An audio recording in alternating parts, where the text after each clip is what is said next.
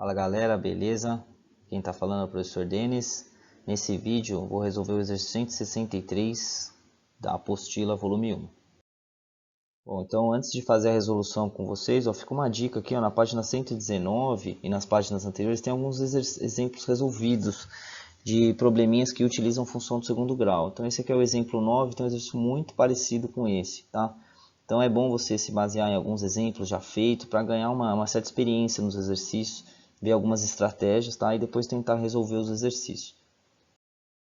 Então, agora vamos à resolução do 163. Antes a gente precisa entender o que o exercício está pedindo. Um triângulo ABC com BC valendo 20, tem os ângulos do lado BC agudos. Então esses dois ângulos aqui são agudos e a altura relativa a esse lado com 16 centímetros. Um retângulo inscrito nesse triângulo tem um lado sobre BC. Então como está aqui no exemplo, né? Qual é a área máxima que esse retângulo pode ter? Então, tenho um triângulo ABC e é possível construir retângulos inscritos nesse triângulo, né? Então esse aqui é um exemplo de um retângulo inscrito no triângulo. Um outro exemplo seria esse retângulo aqui, ó. Então o que seria um retângulo inscrito? Ele tem que encostar nos três lados do triângulo, ó. Então ele encosta aqui nesse lado, encosta nesse lado e encosta nesse outro lado, sem ter nenhuma parte desse retângulo fora do triângulo, tá? Então esse é um exemplo de triângulo inscrito. O que já tem na figura é um exemplo, esse aqui é outro exemplo. Bom, e existem vários outros, ó. A gente pode fazer um retângulo assim, a gente pode fazer um retângulo assim, a gente pode fazer um retângulo assim.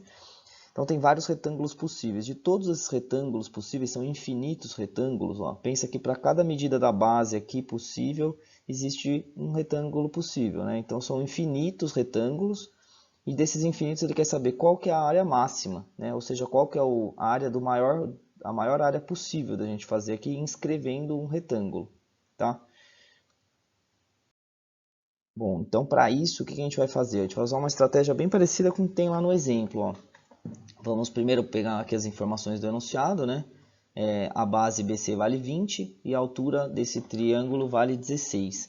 E aí ele quer saber a área máxima. Então, se é a área máxima, a gente precisa da base desse retângulo, dessa medida x, que é igual a essa medida x aqui de baixo, e da altura desse retângulo que eu chamei de h aqui, certo? Então, para calcular a área desse retângulo, eu teria que fazer x vezes h, certo? Só que isso é ruim, né? Por quê? Porque a gente tem, para calcular, a gente tem duas incógnitas aqui. A gente não sabe nem quem é o x nem quem é o h, né? São duas variáveis, a gente não sabe essas medidas, né? Tem muitas possibilidades para as duas. Bom, então o que a gente tem que fazer? A gente tem que tentar transformar isso em uma função do segundo grau, já que a área máxima, isso remete à função do segundo grau, né? Só que aí isso aqui tem duas incógnitas, tem que tentar deixar uma incógnita só. Para isso a gente tem que encontrar uma outra relação com x e h para transformar isso numa incógnita só. E aí a outra relação vai sair do seguinte, ó, quando a gente faz esse desenho, esse triângulo aqui de cima, ó, ele é semelhante ao triângulo grandão, certo? Vocês já viram aí no ensino fundamental semelhança de triângulos? A gente vai montar uma semelhança do pequeno com o grande. Perceba que no triângulo grande a gente só tem duas informações, a base e a altura.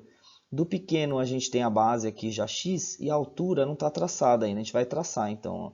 Essa é a altura do triângulo menor. Ó. Só que, como tudo aqui vale 16 e esse pedacinho aqui vale h, então essa altura aqui vale 16 menos h. Então a gente vai montar uma relação, por semelhança, uma proporçãozinha. Ó. A base do pequeno está para a base do grande, assim como a altura do pequeno está para a altura do grande, dado que esses triângulos são semelhantes, certo? Então x está para 20, assim como 16 menos h está para 16. E aí vamos desenvolver essa equação aqui, ó. Dá para simplificar, né? O 20 com 16 vai ficar x está para 5, assim como 16 menos h está para 4. Então já ficou uma equaçãozinha um pouquinho mais simples. Então multiplicando o cruzado, vai ficar 4 vezes x, 4x é igual a 5 vezes 16 menos h. Que 16 menos h dá 80. Então já fiz a distributiva, né? Fica 80 menos 5h. E agora vamos isolar o h aqui. Ó. Então passa esse menos 5h para cá, vai ficar 5h positivo. E passa esse 4x para lá, fica menos 4x. Então vai ficar 5h é igual a 80 menos 4x. E aí isolando o h, ó, divide os dois lados por 5, vai ficar que h é igual a 80 menos 4x sobre 5. Então, qual foi a vantagem de isolar aqui, eu descobri esse h em função de x? Lembra, a gente tinha um problema que era ter duas incógnitas. Agora eu consigo escrever o h em função de x, ó. Então eu posso fazer uma substituição aqui. Ó. A área desse retângulo é x vezes H, só que no lugar do H eu vou usar essa expressão aqui, ó, que é equivalente ao H, 80 menos 4x sobre 5. E aí qual foi a vantagem de fazer isso? Ó? Com essa substituição eu consigo escrever a área apenas em função de x, certo? Se você fizer a distributiva aqui do x, ó, x vezes menos 4/5 de x fica menos 4x² sobre 5, e x vezes 80 sobre 5 é a mesma coisa que 16x, né? 80 sobre 5 é 16, vezes x, 16x. Então, tudo isso para o quê? Para descobrir uma função do segundo grau para a área, né? Dado que a gente está procurando uma área máxima, então tem que ser uma função do segundo grau mesmo. E nesse caso aqui é uma função do segundo grau com concavidade voltada para baixo, que faz todo sentido, né? Já que a gente está procurando a área máxima, então tem que ter um ponto de máximo essa função. E essa função dada por essa lei aqui, ó. Então, o que o exercício quer saber? Ele quer saber qual que é a área máxima. Então, a gente tem que aprender a identificar nos exercícios o que é o x e o que é o y aqui, né? No caso, o x é essa medida aqui, ó, a medida da base do retângulo. E o y é a área do retângulo. Então, muitos alunos perguntam, eu não sei quando que eu uso o x do vértice ou o y do vértice. Eu sei como é a área máxima, eu sei que eu uso o vértice, mas não sei qual que eu uso, o x do vértice ou o y do vértice.